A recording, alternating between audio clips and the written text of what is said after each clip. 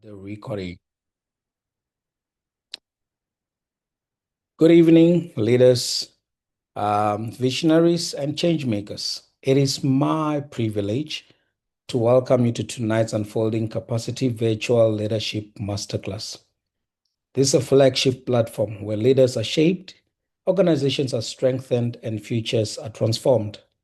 At Unfolding Capacity, our mission is simple yet powerful. It is to help leaders and institutions unfold their full potential. We do this through transformational leadership development programs, executive coaching, strategic facilitation, and capacity building solutions that are tailored to meet the unique needs of both individuals and organizations. Our work spans education, business, faith based organizations, engineering, and the public sector, enabling leaders to step into their roles with clarity, skill, and confidence.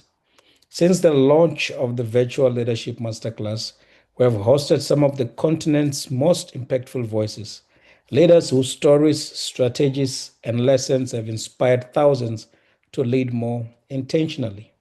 This platform, ladies and gentlemen, has become a space of connection, transformation, and empowerment, where theory meets real world experience, and where leaders walk away with practical tools they can immediately apply in their context. It is amazing that ever since the sessions have started, a number of people have even moved up in their roles at work, and they would cite the impact that these sessions have had on them. Tonight's session promises to be no different as we welcome a truly remarkable leader, Mrs. Zama Mopai, a pastor, a public speaker, a mentor, a trainer, a marriage counselor, an academic lawyer, a researcher, and seasoned legal expert, specializing in customary law and traditional leadership. She serves currently as a resident pastor at Dynamite Word Ministry in Tsanin campus. She lectures law at the University of Venda and has founded Makoti Indaba, a platform dedicated to equipping women for purpose driven living. Her expertise is sought at the highest levels of government, where she consults the Premier's office and the presidency and serves on several national commissions.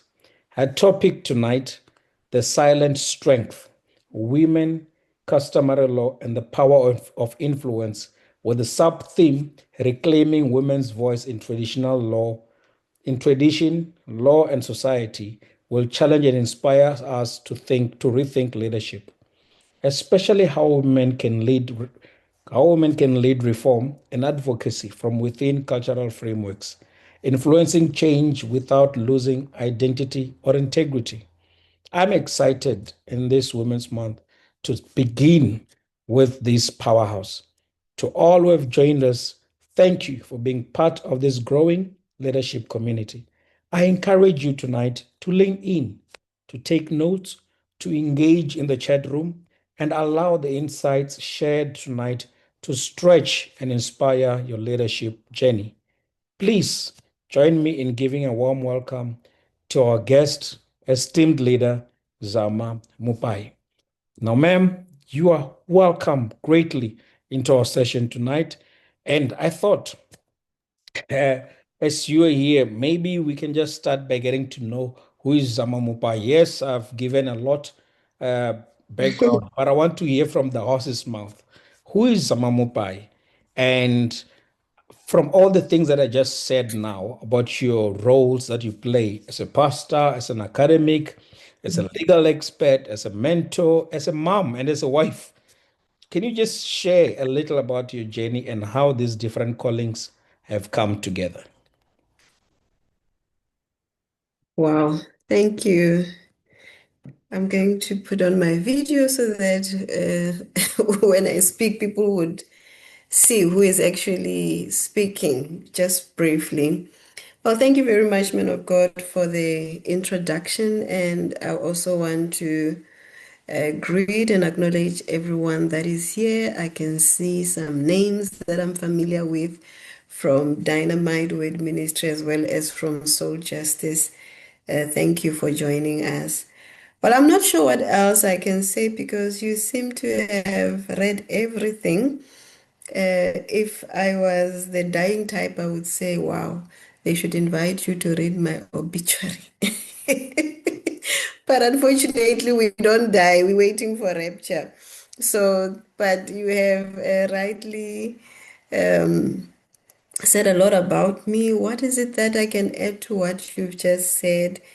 Is that I am primarily a servant of the Lord. I thank Him for the opportunities He has given me to serve Him in different avenues.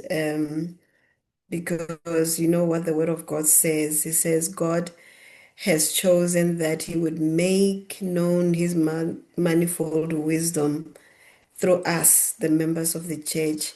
So I am primarily Zama, God's servant. That is the main feature about me.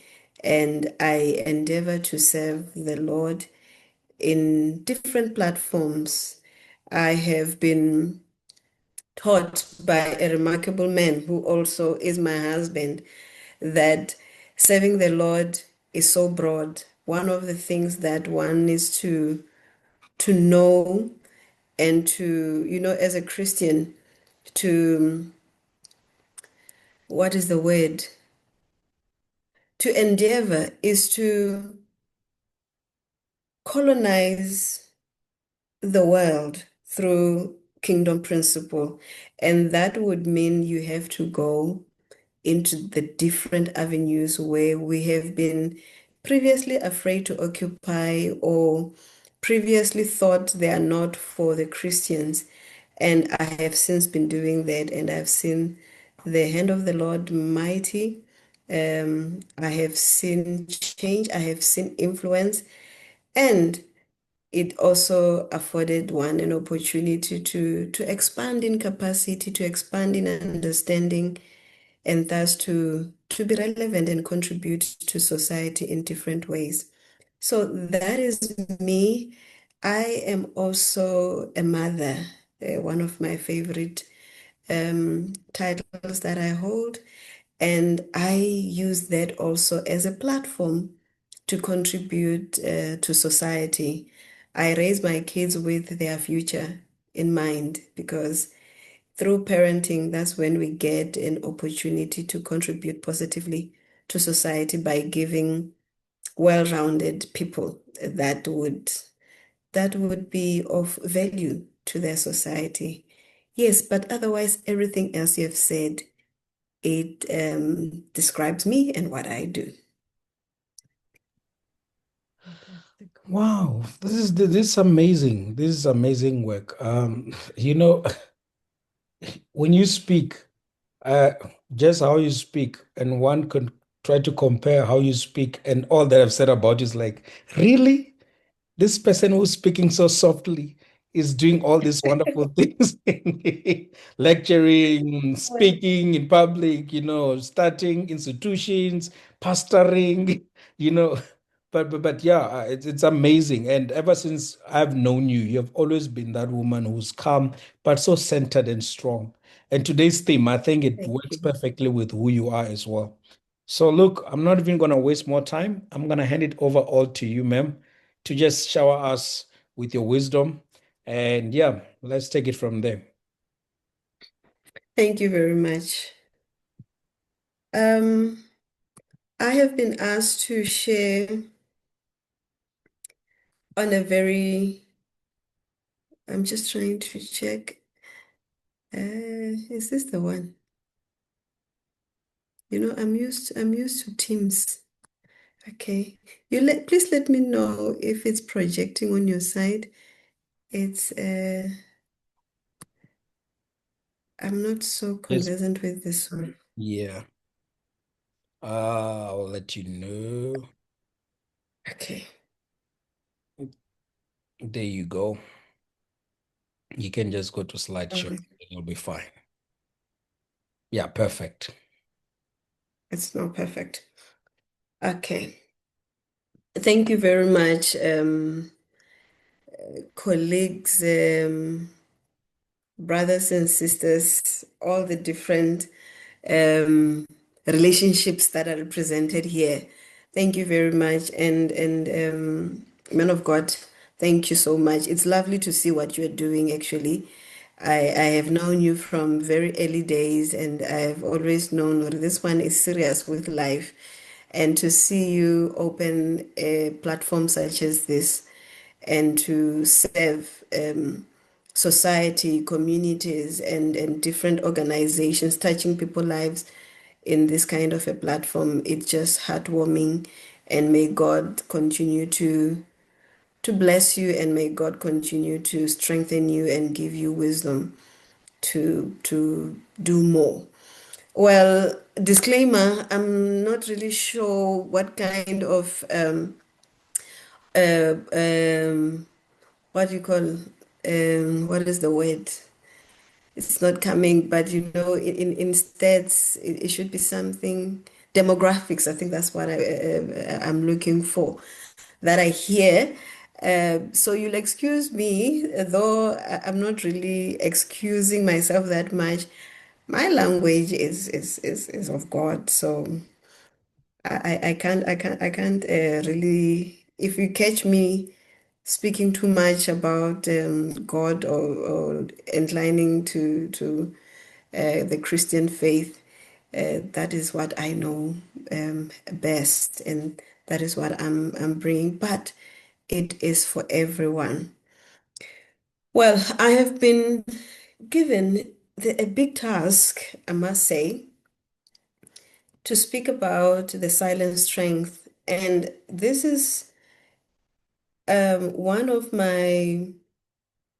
the things that I personally subscribe to in the world where there is so much vocalization of everything, to a point that anything that is not out there, anything that is not conspicuous, it is regarded as though it were weak. It is regarded as though it is insignificant. Yet we know that societies, dispensations have been changed through strengths that, excuse me, that remain mysterious to this day. And I believe this is what we call silent strength. It reminds me of the our former president, the first democratic president of South Africa, which was President Nelson Mandela. He's one a leader that has been so celebrated in South Africa and beyond. And on the surface, it might look like, especially to the black population, it might look like he is celebrated because, he was the first black president, and democracy and all of that. But if you look closer and you understand the political climate of the time that he rose, you would appreciate something about him, is that this was a man who could do what few leaders could do with his background, his political background, and his prison background. A man who could come in and usher a whole new dispensation and could avoid bloodshed or could avoid war. Something that was contrary to the climate of the time. I mean, here is a man who was in prison. Here is a man who was a brilliant comrade. And when he comes out, he's the one man that actually refuses or steers everyone away from what perhaps the political climate at that time, it would have been normal, it would have been expected, but he managed through a silent strength to usher democracy, the best apparently in the world, the best democracy which South Africa has, and there was no bloodshed, at least to the extent that it was supposed, or that we're supposed to have. And what is that silent strength? That silent strength is called understanding. So I'm coming from that front, and I have since learned, man of God, that when you understand and when you give yourself to understanding concepts, things, dispensations, instead of, just doing it your way and doing the norm, that which is visible for everyone or that which makes everyone happy. When you understand, you have brought 80%. There's a saying that we use that a problem understood is 80% solved. So this reminds me very much of President Mandela, who secured and procured us freedom without a sword, and he used the silent strength of understanding. So that is my premise for today. However, today we're talking about women, customary law, and also the power of influence. I'm not sure if I'm busy trying to move my, it seems stuck. I'm trying to move this. Okay, let me try. Can you still see my screen? Yes, we can. Yes. Okay, now it's moving. It was refusing to move. But there are three things. If you checked the first slide, it's women, customary law, and the power of influence. So I would like to decode them first before we could explore them further. I want to start here, colleagues, the mystery of a woman. I believe we are in a society that is most confused about who and what a woman is. And this confusion has led us, especially, I'm speaking now as a woman, it has led us women fighting battles that have not actually helped us much, or helped us in the way that we envisage they should be helping us. And instead, most of the time, we fight battles that we seem to be losing because we ourselves perhaps don't understand what a machinery we are. And on the other side, which is our counterpart, that is men, I believe they have equally not come to a proper, if not full understanding of what a woman is. And because of that, it perpetuates a lot of things that we do not want, yet we play right into the reverse psychology that was intended in the first place about a woman. We are fighting battles that we shouldn't be fighting. We are losing battles that we shouldn't be losing. We are promoting ourselves in ways that don't really represent who we are.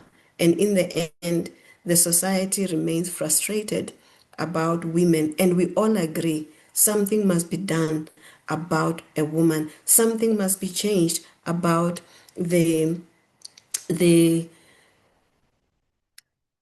women as a whole in the emancipation of women. It is still something that still beguiles us to this day. So perhaps if we could decode a woman, because I do believe that we are a beautiful mystery in creation. Ideally, from our creation, we as women were created to add value to life and to creation by God, right from when the first woman came into the scene. For those who read the Bible, we know about Auntie Eve, or is it Grandma Eve or Mommy Eve, whichever, but her name was Eve. We know what happened when she came into the scene. But from God's perspective, the creator of all things, when he brought the woman into the scene, contrary to what most people would like to think, that a woman was God's afterthought. She was not God's afterthought, but she was the creativity of God to bring value to creation, to bring structure, and to bring completion. When there was no woman, even God, the omniscient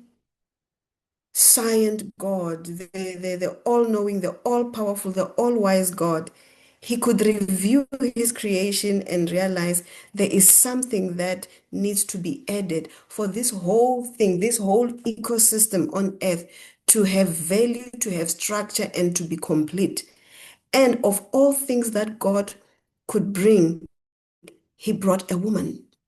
And when a woman came into the scene, then suddenly there was value.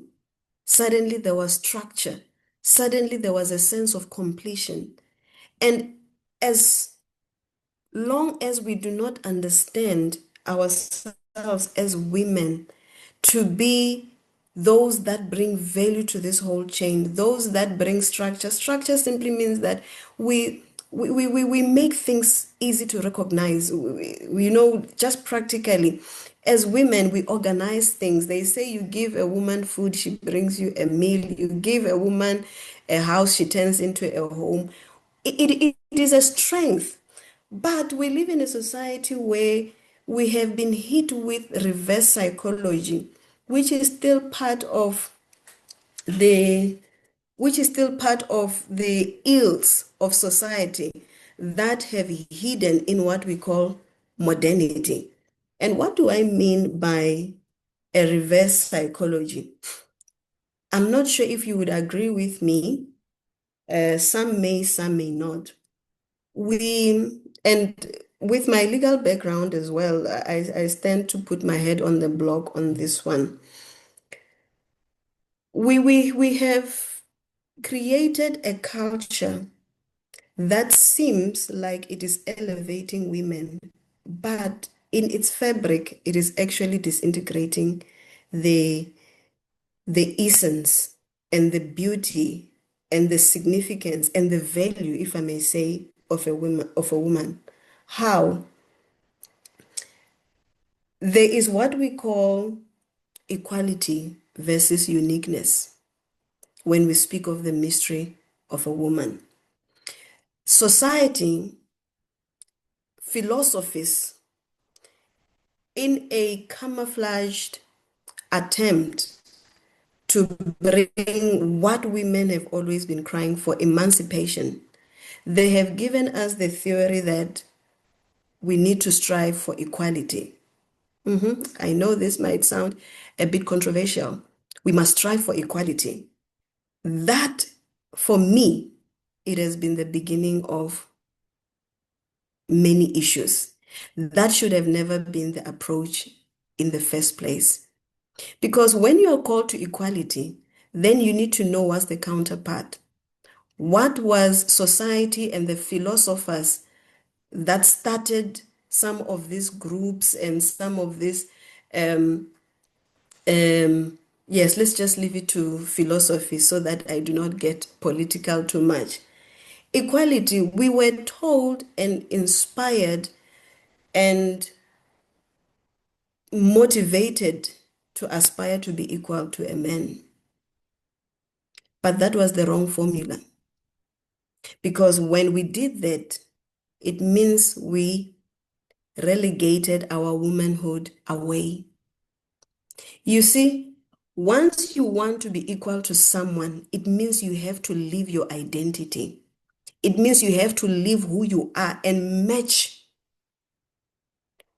with someone or to someone who's not you. And you cannot do that and keep your identity. So this has been the subtle and for me the most evil philosophies that we have been given or pushed as women. We have been taught to fight to be like a man. We have been taught to fight to be equal with a man. Yes, there were atrocities and they continues to be atrocities. A woman is not yet free, but the freedom that we have been made to aspire to is that until you are like a man, you have not made it. Until you become equal to a man, you have not made it. And that has been where our defeat came from. This means we have been lured away from seeing ourselves as women and striving to rise in our own accord, in our own strength as a woman. So now we find ourselves in a society where we don't know, do we want to rise as women or we want to be equal to men? And once we do that, then what are we doing? We are fighting and competing with a man in being a man.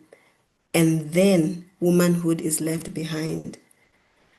Now, what does that lead us to?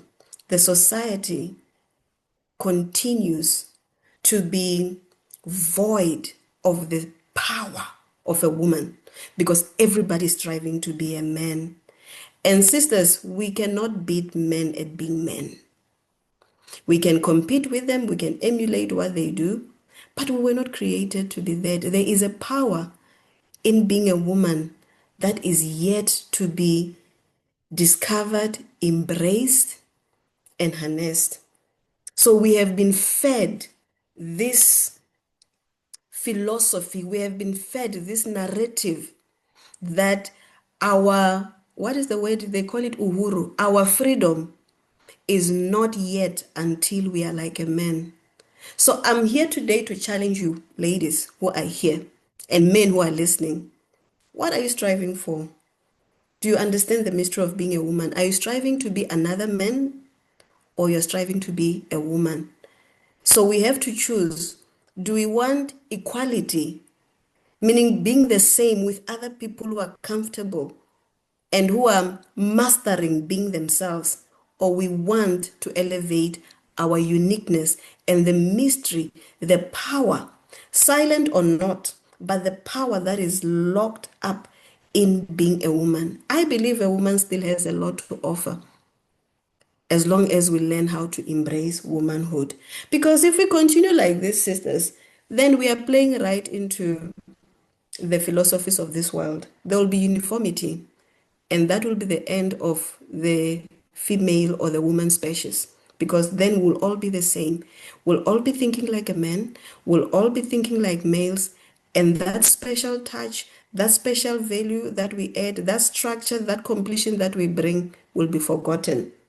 And of course, we all get to what we call head mentality. So everybody thinks, I believe there is is it a movie, or I think there's also a book called Think Like a Man, Act Like a Lady. They were very close, but I don't like it for inspiring women to think like a man.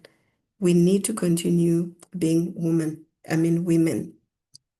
Now, with that decoded, the second aspect of what we are talking about today is with regard to what I'm going to just give a, because there's quite a lot here, but just to explain what is customary law. We are talking here of customs, that is the traditions. Mina ni Mtsonga iku maendlele ya swilo ishintu, which is, I must put a disclaimer, there is a very big difference between customary law and traditional beliefs.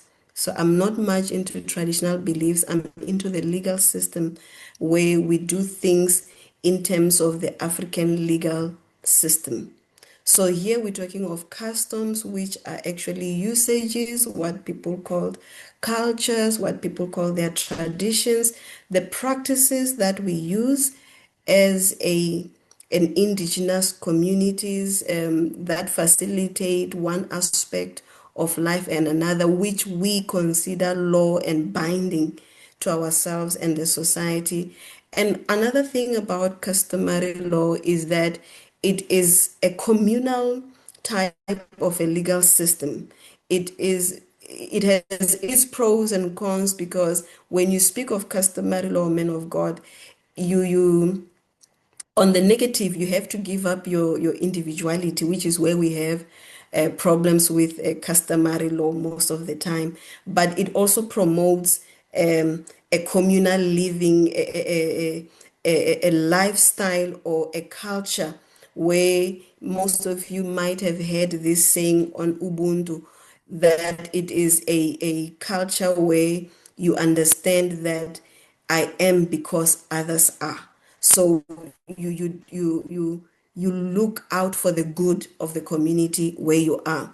And then, of course, we have the issues of tradition, which is linked with the customs and practices. And then the last aspect is the power and influence, which is simply inspiring people to think right. I think from here, I might have managed to decode some of the concepts that we are looking into today. Now, reclaiming women's voices in tradition, law, and society. Ladies and gentlemen, this is very important. As I have said, that we, agreeably so, we do come from a past where women's power, women's voices had been taken away, and like many other avenues that has been used, tradition has not been immune.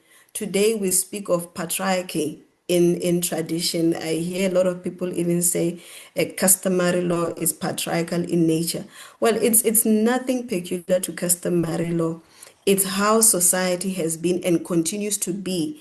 And like I said, this thing still continues. It has not stopped, but it comes camouflaged in different ways. I've mentioned the reverse psychology of teaching and promoting equality, which, if you look closely, it would be as if, as women, we are sold to strive to be men. Now, this happens in tradition, it happens in law, it happens in society.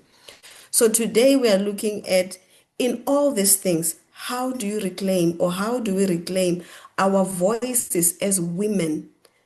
Because at some point we need to embrace the fact that in the script of life from the Creator, there was at a point in history where the Creator realized or noticed that there is a need for a species that is a woman.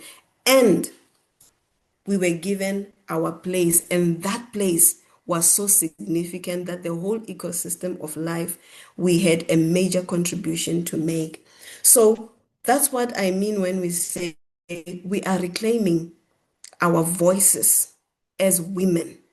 Very important, because when we do not understand this, men of God and colleagues, is that we remain in this circle. Every time, every day, we are fighting. Every time, every day, we are pushing. Every time, every day, we are struggling. Yet no one stops to notice what exactly are we fighting for. We can't be such people that say we are marginalized, we are discriminated, we are trampled upon, yet we can't really put a finger to it. That is one, from my profession, that is one disturbing thing, if I could say, where as women it's like we've forgotten, or we don't even know, our children don't even know what it's like to be a woman. No one aspires to be a woman in the sense of a woman. We are all aspiring to be something else. So what would a woman's voice actually bring? I've already alluded to issues of value. There is still a place, and a huge place, sisters, that needs a woman's touch. It's still a lot. And when that touch comes in, when you enter platforms and marketize in a proper way, maybe I should put that disclaimer, in a proper way, you marketize the strength of a woman. Did you know that we have a way? This is also recorded. You can read your psychology. Women are better negotiators. I won't say than who, but women are better negotiators because we have certain natural skills in us that life situations, platforms would always demand for us. But we get there and we fight battles that we shouldn't. There is still a space for us to, there are still territories that are still waiting for us to come through as women. The tradition part of things, just wanted to, okay.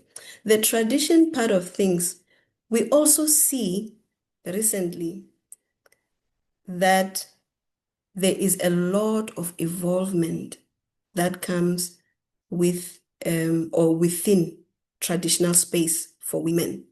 And the beautiful thing is that even they, I will speak for tradition because that is mostly my territory. Tradition has always had a space for women. Well, there are and there have been places where, of course, patriarchy has taken place, and in the most horrible of ways, and which continues. But when you look at tradition itself, it has, it still maintains what most people might not like if you do not understand properly what we call role play, gender role play. I can give you an example of traditional leadership, that is my space. We have roles that are given to women, and these roles, they are the roles that actually are at the center of fortifying what we call traditional leadership or kingships or whatever. For example, this has been on the news recently from 2021, the roles of queen mothers. That is one significant role that our traditions has managed to preserve for many years. But of course, patriarchy has really messed that one up. But tradition has evolved with such roles to a point that it has become and it continues to be one of those aspects in our traditions, in our traditional leadership, where the role of a woman has been indispensable and has been at the center of fortifying kingdoms, fortifying communities, and we continue to celebrate that. And to show the evolving nature of tradition, we have seen also women now, because of that, or amongst other reasons, that we do see women also now taking up positions of traditional leadership. We have seen women taking up significant positions in the preservation of culture, in the preservation of customs, in the preservation of communities. Tradition or culture on its own has had a way in which women have been at the center of things. But like I said, most of it has been vilified with the new systems that came in. I will not finish this without actually taking us back to scripture.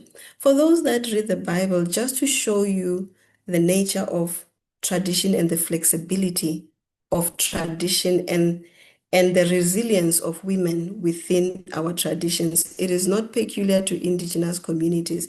It goes as far back as in the times of the Bible for those who read the Word of God. You probably have heard or have read about the story of these women, the daughters of Zelophehad. I hope I've pronounced that well, which is also something that we see in our days. These were women who were predeceased by their father during the time when Moses was allotting inheritance or land to the children of Israel. And they did what women should be doing, and we see that even within customary law, within the law, within traditions, women are doing, and that is a beautiful influence. They come to Moses and say, our father died and he did not have a son, and because of that, you, Moses, you have not allotted us land simply because we are women. They were there to I'm not sure if it would be the right word to say to protest, but you can use that if you like. But they were there to assert themselves that we are not here just because we are women, but we are here because we believe that there is something for us. Just because the tradition has been a certain way, but here we are. You cannot skip us as though we are invisible. And one thing I like in this story, man of God, is that Moses, also, I believe, influenced by maybe patriarchy or the traditions in those times, he could not respond to them immediately. He had to go back to God and ask about their case, and God approved. He said, they speak well, they are right. They are right to stand up, they are right to request, they are right to demand an allotment of what could have been of their father and which you have not given them because they were women. I love these beautiful ladies because though you find it in the Bible, we still see it today. There is a healthy confrontation they have to the system. These are not just women who are, what is the word? Power hungry or who do not understand, but they stand up to matters that really matter, to things that really matter, and they confront a system boldly so to get what really belongs to them on not just because I'm a woman, but with good grounds, with justifiable grounds. They are able to confront the system and get what that which belongs to them. So I always refer to this story when it comes to law, women, and tradition, that, as I've already said earlier, there is always a place. Look at how these women go together to, to Moses and demand what belongs to them, what could have been of their father, and they place a case, not confronting that you, Moses, we are equal with the rest of the men. They just want what they want because it belongs to them. They are eligible to it, and they are raising no competition to anyone else. That, for me, is how we are supposed to view culture. We're supposed to view faith. We are supposed to view the issue of men versus women, or women's rights, or whatever we call it. A woman rising as a woman, not as a competition to anyone else, because therein we strive. My parting shot, because I was really hoping that this would be, unless if I'm the one actually messing it up, an interactive session. I do well on question and answer. My parting shot, ladies and gentlemen, is that with all what I've said, is that there is still space for a woman in the world. And that starts with us embracing womanhood. That's where our influence is. We evolve, and we don't compete with anyone. We can't compete with men, and men should not force us to compete with them. Men should not compare us with them. We take our space, we embrace our womanhood as women, and therein lies such strength. I'm not sure if it is silent strength anymore, but if being a woman is a silent strength, so be it. But there is still strength that is still very, very much uncharted grounds that needs a woman. And we must learn to confront. There is no need to fight.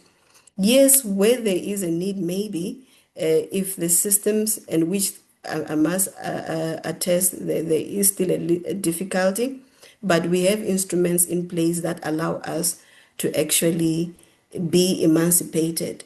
But we must not be afraid to confront, like the women that I just showed you from the book of Numbers.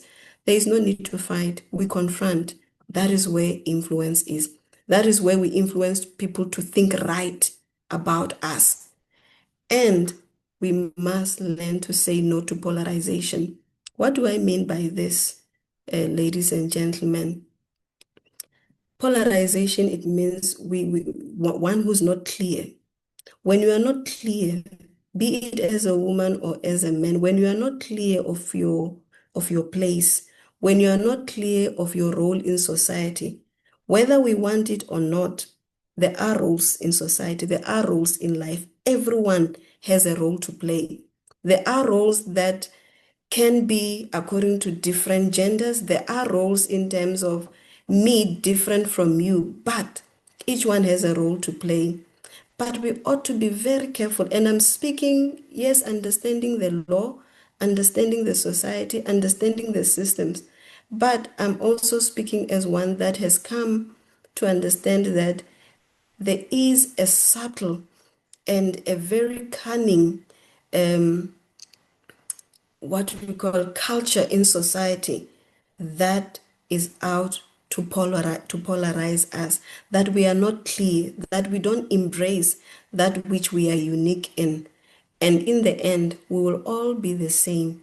And when we are the same, no one that way we have all lost our power to influence. And when you can't influence, it means you don't have strength at all.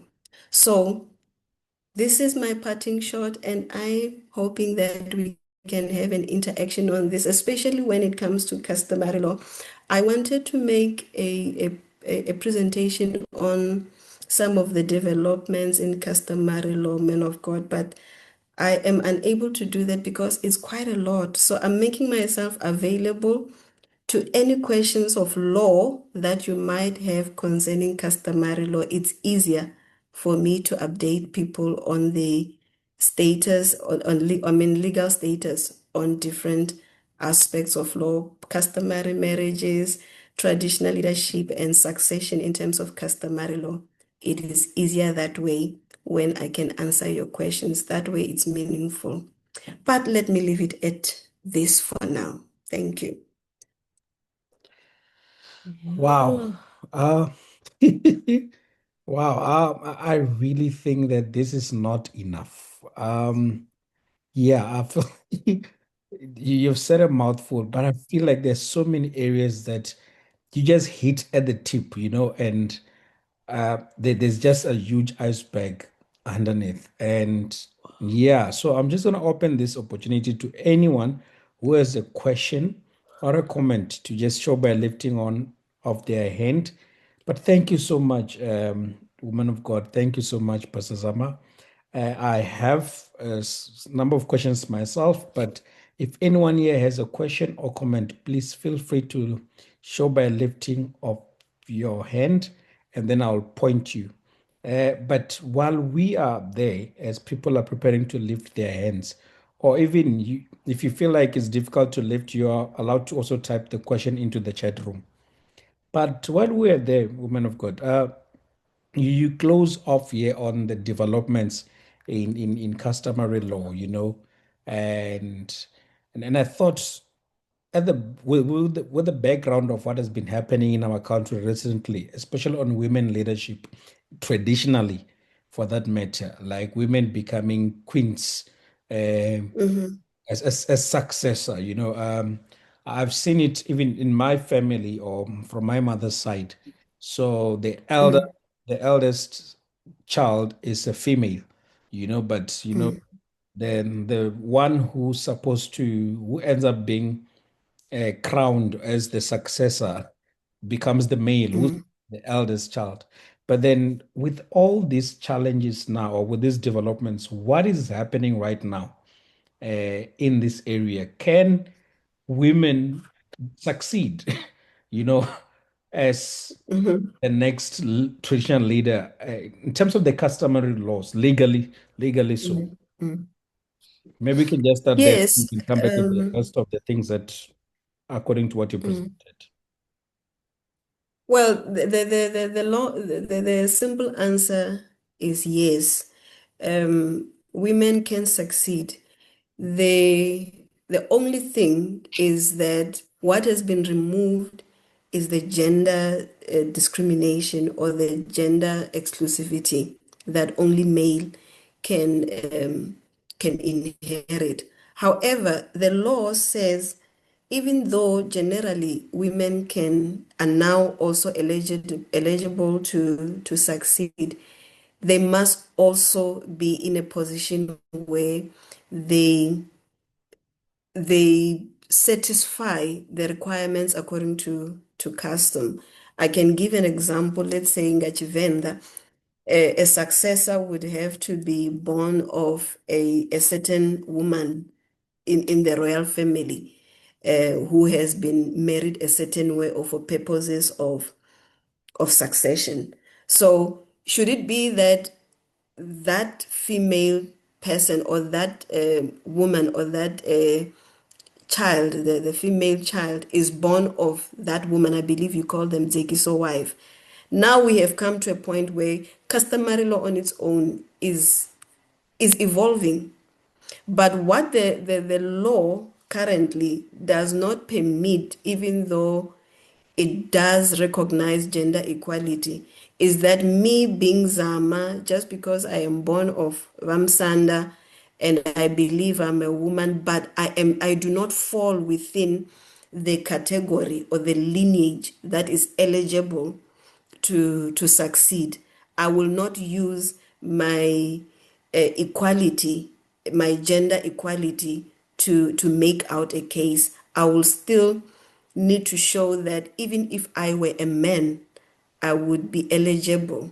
The only difference is that now I'm a female. So that is what the law does not allow, but you must still fulfill the necessary requirements. The other development in that is that the courts, the the the the what is the word? What we generally see is that the court, even though the law does allow, the law and the courts prefer that communities. I can give you an example of a case around Zanin. Most of you might know it. Nwamintwa, there's a village called Nwamintwa. What the court said is that, okay, yes, a female is here and she qualifies because her father died and he did not have a son. And had he had sons, that son, those sons or a particular son would have inherited, and they are born of the eligible marriage to produce a successor. The only thing here is gender. And the community or the traditional council is not opposed to that. They actually say, we are fine, we have evolved, we understand. I believe even if they did not understand, the court would have still ruled in favor of the woman. But you find that within the group, there are those that still want to maintain patriarchy. Now, that is where you'll see the court deviating, but the court still wants communities because, in its nature, customary law evolves. There is no such thing as what we portray it to be. Customary law evolves. I mean, man of God, today we have people negotiating lobola via Zoom. That just shows you how a progressive customary law can be. So women are allowed to succeed provided they meet the primary requirements. Gender is out of the picture, but the requirements of customary law must still be shown to have been achieved. It's not enough just to be a woman. You must be eligible as well. No, well understood, well explained. Thank you. I thought I saw a hand here by a Mudau TC. I'm not sure if that hand is still raised. If it was raised, you can please unmute and ask that question. But while we wait for the unmuting of that, uh, you spoke of Pastor Zama, of confronting and not fighting, you know, and Mhm. and I think for legal people these words are very different, but some of us are not legal. And so, what is the difference in between confronting and fighting? Like, and I want you to put it in a way that it's how can I say it? Operational definition. Definition that at least allows someone to be able to, how can I practicalize this information? Well, simply put, when you confront something, it means you have realized that number one, something is wrong, something is out of course, and it needs to be addressed. You are pinpointing that there is a bottleneck here, there is an issue here.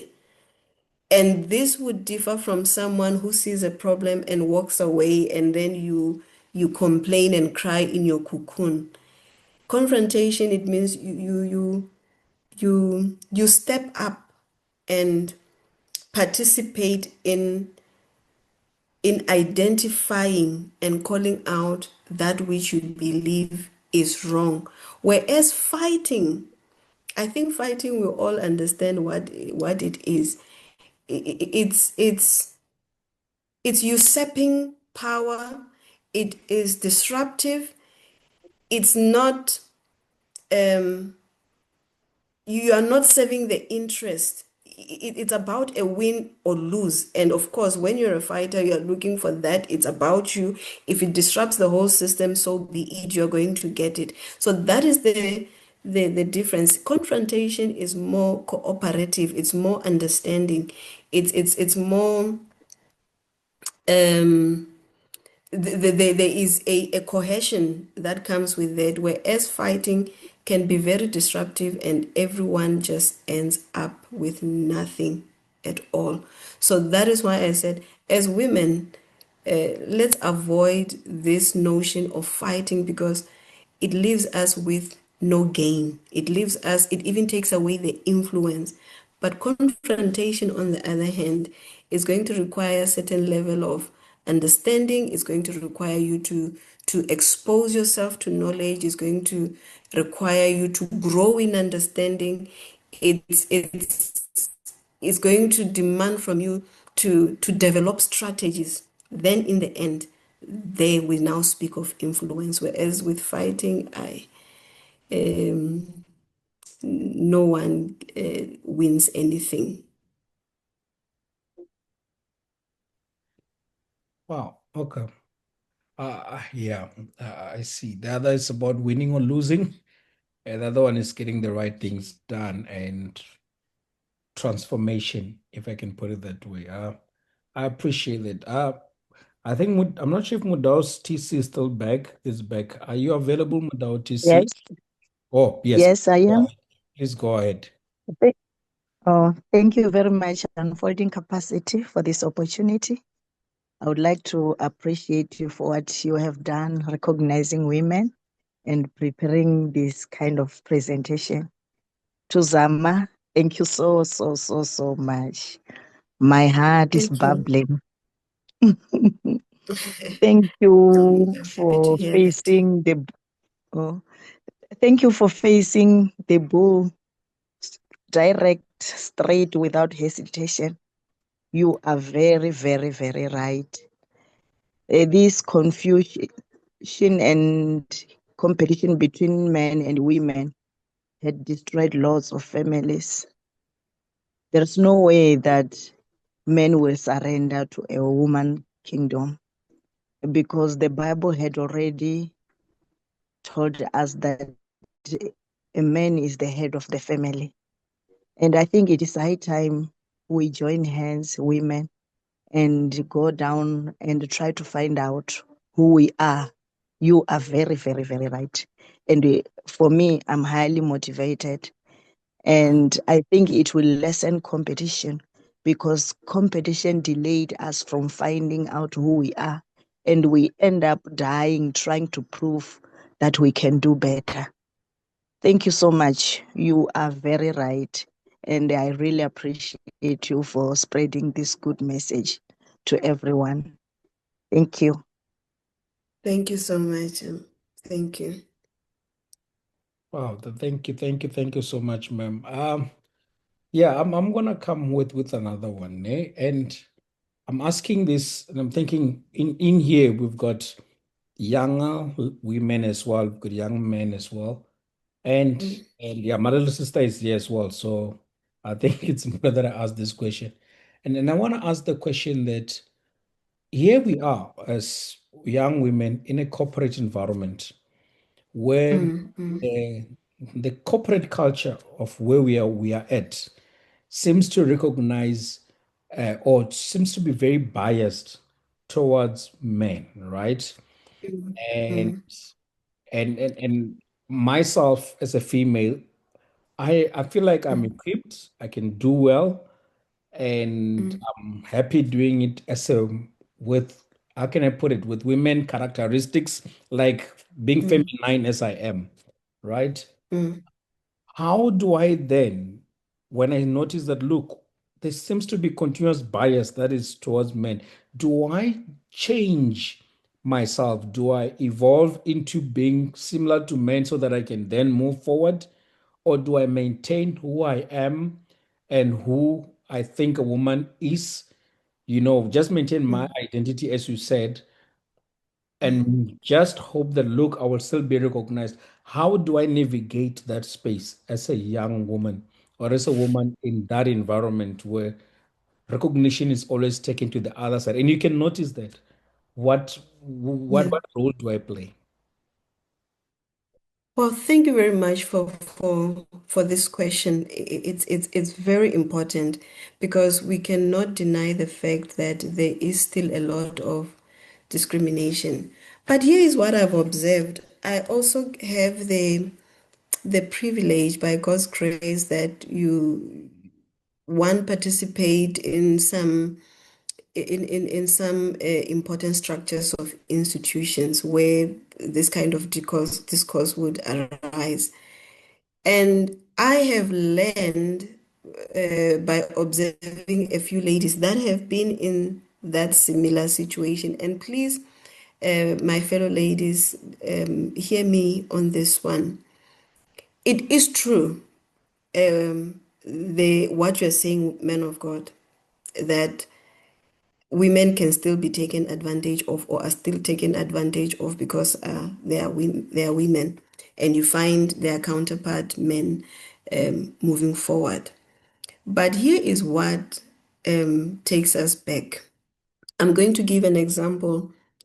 I have seen someone who was experiencing that, and then maybe to them they were confronting or fighting the system. They simply just went. I mean, everybody could see that men are progressing than women. They went, they confronted, let me use the word confronted the system. And the entry was, is it because I'm a woman? You see, that line is what actually keeps us in the bondage that we are. What that woman could have done because another woman did it differently. You read the policies of your organization. That's what I mean by confronting. You don't fight as though someone who does not understand. You read the policies. You confront the system that according to the policies of this organization, this and this and this should be in place for one to progress. But I have not. You see, when you stage your complaint or confrontation from understanding, then it has weight. But if you're going to stand there, number one, if you don't confront the system, number two, you don't understand the systems themselves. You are not reading. Women, most of the times, we don't read policies. That's why we have nothing to confront with. Ignorance has been on the forefront, and we are riding a wave that sometimes does not help us. So, in that situation, man of God, I would go for what I have said, confrontation. And to confront, you need to have the relevant resources. If you are in an organization, know their policies, be it progression policy, be it working policy, have something which you present. Let it be intelligence. Show yourself competent. If I was using the word of God, I would use that scripture of a workman who does not need to be ashamed, the one who studies.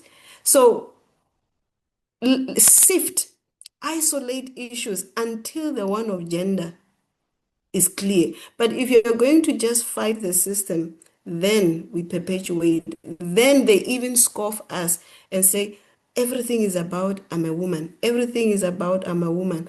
But if you take on the system intelligently by reading policies, there's still a lot of ignorance, and it's not peculiar to women, by the way. There's still a lot of ignorance. Sometimes it's racial, men of God. I'm not promoted, it's only the other race that use the laws, study the policies. Let that be your point of entry. Then you will have a very good case.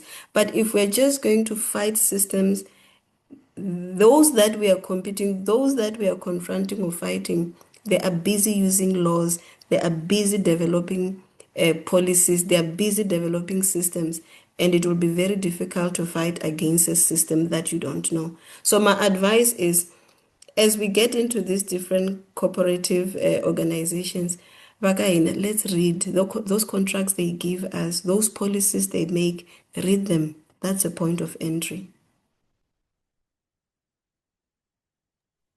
Wow. Read. Just read.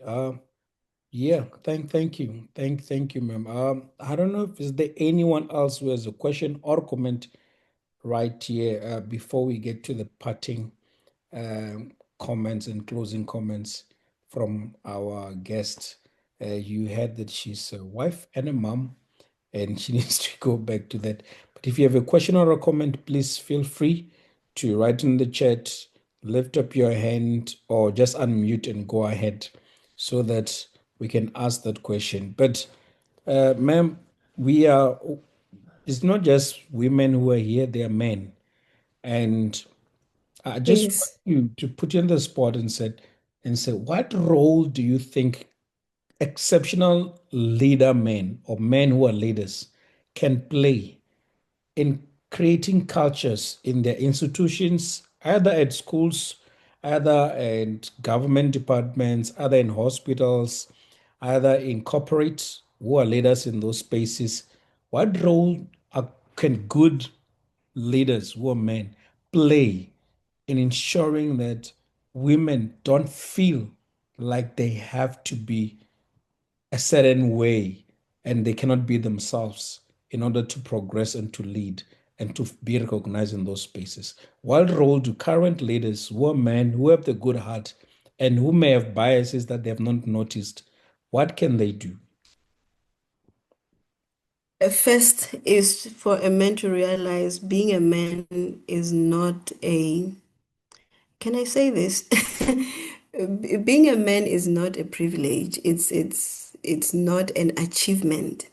Being a man is just being a species who must play a certain role. Why am I saying this? Because we need to help and ask our brothers.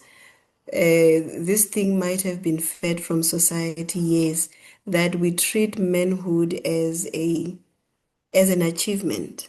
No, we are all here to play our different roles. So if when men don't use their manhood as a trophy, then it creates a better environment for women to come and complement and complete the whole picture.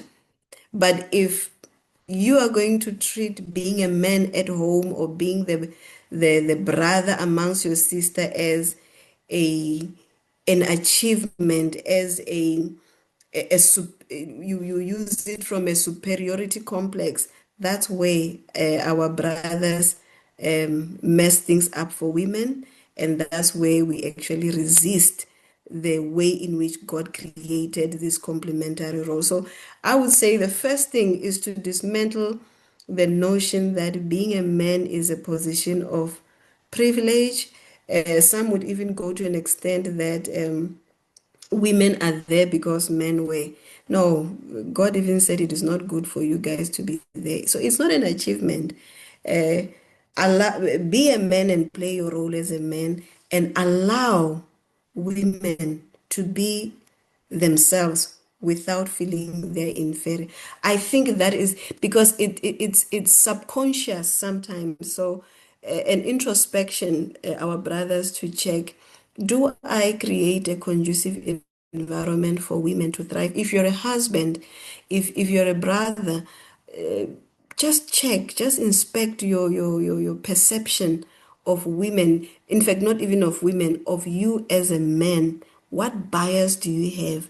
And we'll realize that perhaps many we still treat manhood or being a man as an ultra achievement in life, and it is not. We are here to complement one another. A woman is there to complement life, not just a man. And a man is there to complement and serve the life, the ecosystem that God has created, and not just to lord it over a man. So when each one gets to embrace their role and to understand the other one's role, then we'll realize that we live well together. So it's in allowing everyone to be who they are and taking up our role as we ought to, men of God. But, man of God, there is something that I'm not sure how much time we have that I wanted to leave serious developments we have on customary marriage. So if we still have time, I would really love to update the audience on them, if you allow me. Yes. In fact, before that, I just want to add to the answer that you were giving just now, and then you'll answer that, then you can conclude with that customary marriage. I wanted to say, in the same line that you were responding, here is another issue of now men who are working in institutions where women are their leaders. Like, where you are in a Mm, school, the principal is a lady. You are at a mm, hospital, the clinical manager is a lady. You are mm, at a company, the CEO, the line manager, your supervisor is a woman and you're a man. mm, And I've noticed that, because I tend to work with a lot of teams, as I visit teams and work with them, you mm, always hear that those people on the side will be like, you know what? No, it's just that women are lady. And mm, it's mm. usually men who's saying that. And sometimes you do hear some women say that as well. But I just want to say, how do we adjust? Like, I mean, you've answered a little bit of it Power men dynamics. can do. Mm, But I think that there's something that you can say to men in spaces where women are leaders. Because men, I've mm, worked with mm, so many exceptional women leaders, and they're just as great, even better sometimes because it's just mm, a portfolio and a role that they're playing. But how do we adjust mm. that, especially amongst us, as so that we can work together and not be against each other just because the leader's female? Wow, that's a big one.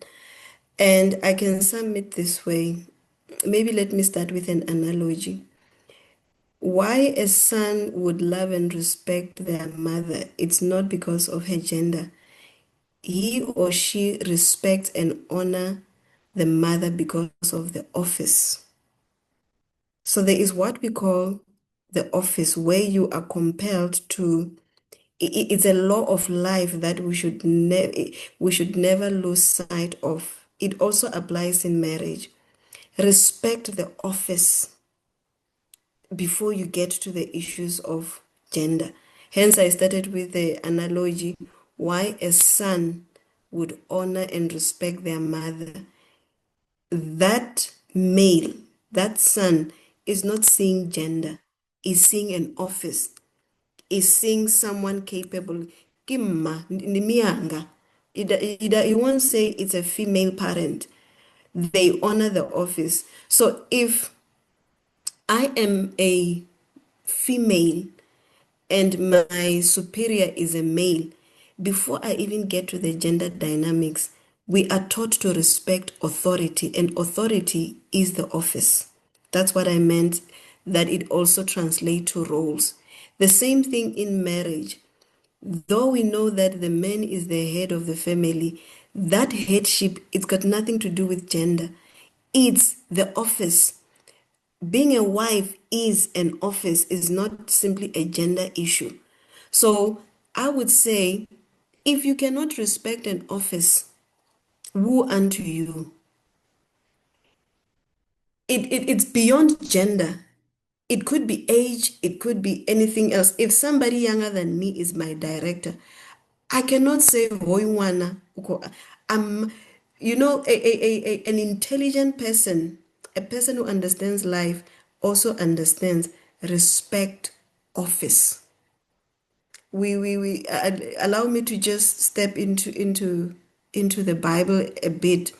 You find a Jesus who is God in the flesh being baptized by John, whom he probably created. But for necessity, for the protocol of that, of the baptism, you see Jesus respecting the office of John. So there, I would say, if you are still stuck on the gender that occupies an office, you are backward, and you are in error. Respect the office. If you are a husband, respect the office of your wife. If you are a wife, respect not just the gender of the husband, but respect the office of a husband. If your senior is female, wisdom commands you to respect the office. Then when you do so, irrespective of which gender occupies that office, you're on the right track. Answered. Go ahead and tell us all about the customary marriage updates, ma'am. Wow. Yes, thank you for that. I just want to highlight two things that we see making trends which are disturbing a lot of people's lives. Number one, ladies and gentlemen, for those who are getting married, actually, even those who are married, this would affect you. You know that most of you probably know that when you have entered into a customary marriage, which actually simply requires you to have gathered your family, and the reason for them gathering is because you are getting married and you want them to facilitate your lobola negotiations, and they have actually given something towards whatever lobolo has been agreed to. If, for instance, lobolo has been agreed to be 50 rand, if on their first day they have given 10 rand, that is sufficient. You are in a valid customary marriage. Now, a customary marriage is by default in community of property, meaning that that sitting, as soon as they give that 10 rand, whether they are coming back tomorrow or coming back another year, or you have stayed together now, it's 5 years, they've only given 10 rands towards that 50 rand. Legally, we would consider you married. Now, here is the thing. If you want your marriage not to be in community of property, even if you had decided after lobolo negotiations, you will have your civil marriage, and then you'll have your antenuptial contract, what others call out of community of property. In the past, some people thought and seemed they could get away with it. You have your lobolo negotiations, then in between you have your antenuptial contract, so long as the wedding day or the signing day has not come. But that is now a very dangerous place to tread into. If you want to marry out of community of property, please, please, please make sure that you enter into an antenuptial contract, which is facilitated by an attorney or a notary, before your malumes and your kadzis and your rahadis sit together. Because once they sit, some of them don't understand the legal dynamics. Even if you did not intend for that marriage to be valid for that day, by virtue of them doing certain things, should you argue it legally, it will be found to be a valid customary marriage and in community of property. So for those who are still going to get married, if you have spoken, and you must speak to each other, choose a marital contract that you want. If you want it to be out of community of property, you must have that contract before your day of lobola. Very important. Why is this important? Because Right now, and I hope that I do not leave many of you with a bitter taste after this. We have a precedent. A precedent meaning it's a binding, enforceable law. Anyone after the year 2000 who has entered into a customary marriage, meaning you went through your lobola before you had your antenuptial contract, that antenuptial contract, the risk is it is invalid. So you are still in community of property, even though you have your antenuptial contract. So the issue now is in the dates. If your lobola date precedes your antenuptial contract date, that antenuptial contract has to fall off should it be challenged. So it might be a train long gone for those that have already been in the system. The thing is, most are going through it thinking, between you and me, we won't say, but it is the creditors that can challenge it. So before they sit, even before you send a letter, if you want out of community of property, please, please, please get your antenuptial contract prior. You don't need parental consent for this. It's between the two of you. And when you enter into an antenuptial contract, it does not mean you are married. It's just a contract that is there. Hence the word ante, that is there. It's up to you when now you facilitate and enter into a marriage. So this contract must be there. The last one is how do I say this? It's never a nice thing for me to say, but the trends are escalating. If you once lobolat or you once lobolat, we female are lobolad, males they lobola. If that ever happened and you are no longer in that relationship, don't leave it at that. Unfortunately, you have to institute divorce. Why? Any marriage you're going to enter into after that one, it will be invalid and it might be challenged. So for those of you that have once went into the process, whether finished or not, you have to get yourself a formal divorce. You can't ignore this anymore. It is messing up people's lives. So please, these are things that I thought my conscience, even though they are not very pleasant for some, attend to them with speed and attention. And I pray that may the Lord help you to have a smooth process. Don't get out of a customary marriage without the court involved, and don't start lobola negotiations without an antenuptial contract if you so desired to have your marriage to be out of community of property. Thank Wow. you. Okay. Thank you. This is very vital information. Very vital. Wow. Yeah, I think I'm sure immediately after this, you're gonna have a lot of people who are gonna reach out because there's a lot of clarity seeking and so on and so on. But yeah, just be kind when you charge them, please, because they are holding capacity. Fortunately, I do not even want to miss. I'm not a practicing lawyer, so you come to me, I charge you, then you still have to pay the lawyer who's going to fix the mess. So best to go straight to to the one that will listen and do something about it. Yes, but yeah, thank you. I think that just really helped a lot of us in just understanding the dynamics. Some of us have been sent to people's families and then people canceled after, and we thought that was it. So now we have to go back and tell them no, they have to do things the right way. So thank you so much. Yeah. It's 2029 right now on the clock.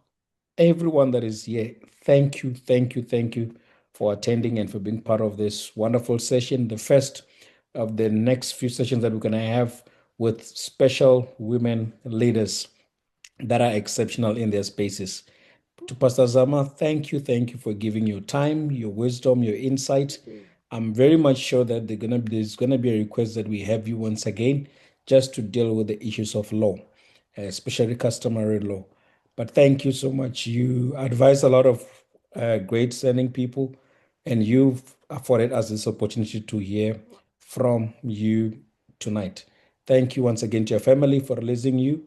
And Thank you. to everyone that has been here, was participated, asked questions, commented. I have noticed the comment of Mr. TK Ramaru, Mr. Gessen. All of them are just thankful. And everyone else from here who's going to be thankful. I'm going to leave my contacts here in the chat so that you are welcome to contact me if you need a copy of this presentation. I'm going to plead with Pastor Zama to share the copy of this presentation, and then I'm going to share it with you. Otherwise, we'll try by all means to make sure that this session, this recording, is uploaded on YouTube before the end of this week so that you can then be able to follow. I will encourage all of you to subscribe on our YouTube channel, Unfolding Capacity, so that you can then be able to get all the sessions that have passed and still be able to also get this session that we just listened. Otherwise, thank you so very much to everyone. A wonderful good night to everyone. And please keep unfolding your leadership capacity. Very much good night. Good night. Thank you so much for having me. Good night.